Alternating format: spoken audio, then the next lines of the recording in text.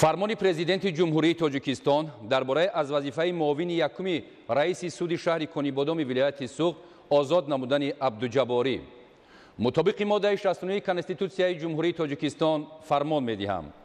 абдуҷаборӣ абдуфаёз абдулҷабор бо сабаби расидан ба синни ниҳоии дар вазифаи судия будан аз вазифаи муовини якуми раиси суди шаҳри конибодоми вилояти суғд озод карда шавад.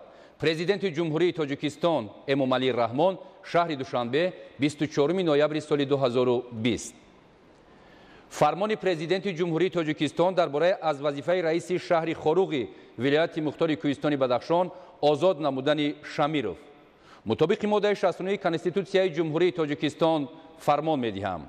шамиров кишвар ғулом расулович бо сабаби ба кори дигар гузаштан аз вазифаи раиси шаҳри хоруғи вилояти мухтори кӯҳистони бадахшон озод карда шавад.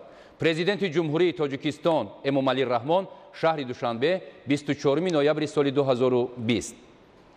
фармони президенти ҷумҳурии тоҷикистон дар бораи аз вазифаи раиси шаҳри исфараи вилояти суғд озод намудани сулаймонзода мутобиқи моддаи 69 конститутсияи ҷумҳурии тоҷикистон фармон медиҳам. сулаймонзода акрам раҳим бо сабаби ба кори дигар гузаштан аз вазифаи раиси шаҳри исфараи вилояти суғд озод карда шавад. президенти ҷумҳурии тоҷикистон эмомалӣ раҳмон шаҳри душанбе 24 ноябри соли 2020. фармони президенти ҷумҳурии тоҷикистон дар бораи аз вазифаи раиси ноҳияи рӯдакӣ озод намудани акрамзода рустам мутобиқи моддаи 69 конститутсияи ҷумҳурии тоҷикистон фармон медиҳам. акрамзода рустам бо сабаби ба кори дигар гузаштан аз вазифаи раиси ноҳияи рӯдакӣ озод карда шавад. президенти ҷумҳурии тоҷикистон эмомалӣ раҳмон шаҳри душанбе 24 ноябри соли 2020. фармони президенти ҷумҳурии тоҷикистон дар бораи аз вазифаи раиси ноҳияи шаҳри нав озод намудани аюбзода мутобиқи моддаи 69 конститутсияи ҷумҳурии тоҷикистон фармон медиҳам. аюбзода нусратулло наҷмиддин бо сабаби ба кори дигар гузаштан аз вазифаи раиси ноҳияи шаҳри нав озод карда шавад. президенти ҷумҳурии тоҷикистон эмомалӣ раҳмон шаҳри душанбе 24 ноябри соли 2020. фармони президенти ҷумҳурии тоҷикистон дар бораи аз вазифаи раиси ноҳияи файзобод озод намудани раҷабзода мутобиқи моддаи 69 конститутсияи ҷумҳурии тоҷикистон фармон медиҳам. раҷабзода миралӣ бо сабаби ба кори дигар гузаштан аз вазифаи раиси ноҳияи файзобод озод карда шавад. президенти ҷумҳурии тоҷикистон эмомалӣ раҳмон шаҳри душанбе 24 ноябри соли 2020. фармони президенти ҷумҳурии тоҷикистон дар бораи аз вазифаи раиси ноҳияи муъминободи вилояти хатлон озод намудани амиршозода мутобиқи моддаи 69 конститутсияи ҷумҳурии тоҷикистон фармон медиҳам. амиршозода тоҳирхон темур бо сабаби ба кори дигар гузаштан аз вазифаи раиси ноҳияи муъминободи вилояти хатлон озод карда шавад. президенти ҷумҳурии тоҷикистон эмомалӣ раҳмон шаҳри душанбе 24 ноябри соли 2020. фармони президенти ҷумҳурии тоҷикистон дар бораи иҷрокунандаи вазифаи раиси шаҳри хоруғи вилояти мухтори кӯҳистони бадахшон таъин намудани мирзонабод мутобиқи моддаи 69 конститутсияи ҷумҳурии тоҷикистон фармон медиҳам. мирзонабод алишер худоибердӣ иҷрокунандаи вазифаи раиси шаҳри хоруғи вилояти мухтори кӯҳистони бадахшон таъин карда шавад. президенти ҷумҳурии тоҷикистон эмомалӣ раҳмон шаҳри душанбе 24 ноябри соли 2020.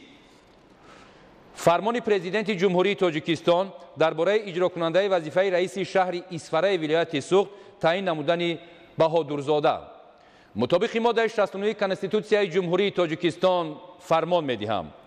баҳодурзода баҳоваддин баҳодур иҷрокунандаи вазифаи раиси шаҳри исфараи вилояти суғд таъин карда шавад. президенти ҷумҳурии тоҷикистон эмомалӣ раҳмон шаҳри душанбе 24 ноябри соли 2020. фармони президенти ҷумҳурии тоҷикистон дар бораи иҷрокунандаи вазифаи раиси ноҳияи рӯдакӣ таъин намудани исматзода мутобиқи моддаи 69 конститутсияи ҷумҳурии тоҷикистон фармон медиҳам. исматзода азизулло убайдулло иҷрокунандаи вазифаи раиси ноҳияи рӯдакӣ таъин карда шавад. президенти ҷумҳурии тоҷикистон эмомалӣ раҳмон шаҳри душанбе 24 ноябри соли 2020. فرمان پرزیدنت جمهوری تاجیکستان درباره اجراکننده وظیفه رئیس ناحیه فیض‌آباد تعیین نمودن خالزاده. مطابق ماده 69 کنستیتوسیای جمهوری تاجیکستان فرمان می‌دهم خالزاده بابیشاه نرزالله اجراکننده وظیفه رئیس ناحیه فیض‌آباد تعیین کرده شود. پرزیدنت جمهوری تاجیکستان امامعلی رحمان شهر دوشنبه 24 نوامبر سال 2020. فرمان پرزیدنت جمهوری تاجیکستان درباره اجرا کننده وظیفه رئیس ناحیه شهری نو تعیین نمودن ناصرزاده جبار. مطابق ماده 69 کنستیتوسیای جمهوری تاجیکستان فرمان می‌دهم ناصرزاده جبار اجرا کننده وظیفه رئیس ناحیه شهری نو تعیین کرده شود. پرزیدنت جمهوری تاجیکستان امامعلی رحمان شهر دوشنبه 24 نوامبر سال 2020. فرمان پرزیدنت جمهوری تاجیکستان درباره رئیس ناحیه مومن‌آباد ولایت ختلان تعیین نمودن شریفزاده. مطابق ماده 69 کنستیتوسیای جمهوری تاجیکستان فرمان می‌دهم شریفزاده لطفیه شریف رئیس ناحیه مومن‌آباد ولایت ختلان تعیین کرده شود. پرزیدنت جمهوری تاجیکستان امامعلی رحمان شهر دوشنبه 24 نوامبر سال 2020. قرار حکومت جمهوری تاجیکستان از 24 نوامبر سال 2020 درباره از وظیفه دیرکتوری اگنتی خواجگی جنگل نزد حکومت جمهوری تاجیکستان آزاد نمودن اسمت‌زاده. حکومت جمهوری تاجیکستان قرار می‌کند اسمت‌زاده عزیزالله عبیدالله با سبب به کار دیگر گذاشتن از وظیفه دیرکتوری اگنتی خواجگی جنگل نزد حکومت جمهوری تاجیکستان آزاد کرده شود. رئیس حکومت جمهوری تاجیکستان امامعلی رحمان. قرار حکومت جمهوری تاجیکستان از 24 نوامبر سال 2020 درباره از وظیفه رکتوری دانشکده کوهی و متالورژی تاجیکستان آزاد نمودن فاضلزاده.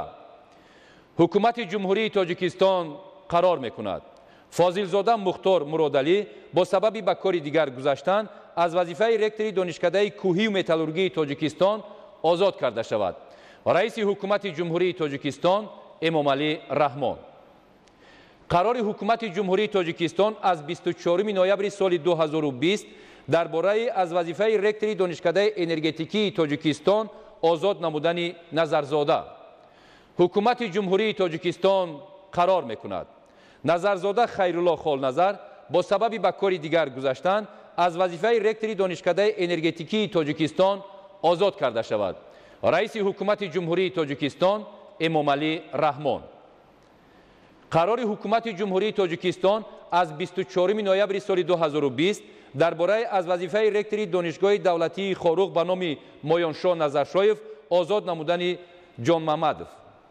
حکومت جمهوری تاجیکستان قرار می‌کند جان محمدov شیرمحمد بیگمحمدویچ با سبب به نفقه برآمدن از وظیفه رکتوری دانشگاه دولتی خاروق به نام مایانشاه نظرشایف آزاد کرده شود. رئیس حکومت جمهوری تاجیکستان امامعلی رحمان. قرار حکومت جمهوری تاجیکستان از 24 نوامبر سال 2020 درباره از وظیفه رکتوری دانشکده دولتی زبان‌های تاجیکستان به نام ساتیم اولوغزاده آزاد نمودن رجبزاده محمدالله.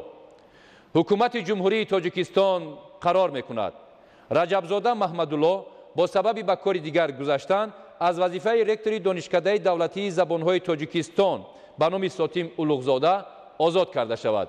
رئیس حکومت جمهوری تاجیکستان امامعلی رحمان. قرار حکومت جمهوری تاجیکستان از 24 نوامبر سال 2020 درباره رکتوری دانشکده دولتی زبان‌های تاجیکستان به نام ساتیم اولوغزاده تعیین نمودن گلنظرزاده جیلا. حکومت جمهوری تاجیکستان قرار می‌کند گلنظرزاده جیلا رکتوری دانشکده دولتی زبان‌های تاجیکستان به نام ساتیم اولوغزاده تعیین کرده شود. رئیس حکومت جمهوری تاجیکستان امامعلی رحمان. قرار حکومت جمهوری تاجیکستان از 24 نوامبر سال 2020 درباره رکتوری دانشکده انرژتیکی تاجیکستان تعیین نمودن عیسی‌زاده. حکومت جمهوری تاجیکستان قرار می‌کند عیسی‌زاده دلاورشاه طریق رکتوری دانشکده انرژتیکی تاجیکستان تعیین کرده شود. رئیس حکومت جمهوری تاجیکستان امامعلی رحمان.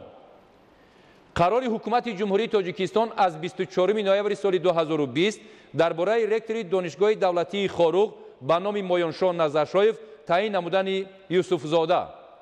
حکومت جمهوری تاجیکستان قرار میکند یوسفزاده گلزارخان امیرشاه رکتور دانشگاه دولتی خاروق به نام مایانشاه نظرشایف تعیین کرده شود. رئیس حکومت جمهوری تاجیکستان امامعلی رحمان. قرار حکومت جمهوری تاجیکستان از 24 نوامبر سال 2020 درباره رکتور دانشکده کوهی و متالورژی تاجیکستان تعیین نمودن محمد علی.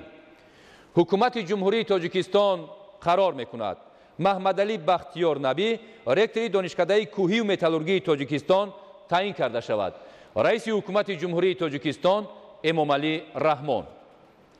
امر پرزیدنت جمهوری تاجیکستان خواهرزاده بابیشاه نرزالله با سبب به کار دیگر گذاشتن از وظیفه سرداری ریاست کشاورزی و حفظ محیط زیستی دستگاه اجرایی پرزیدنت جمهوری تاجیکستان آزاد کرده شود.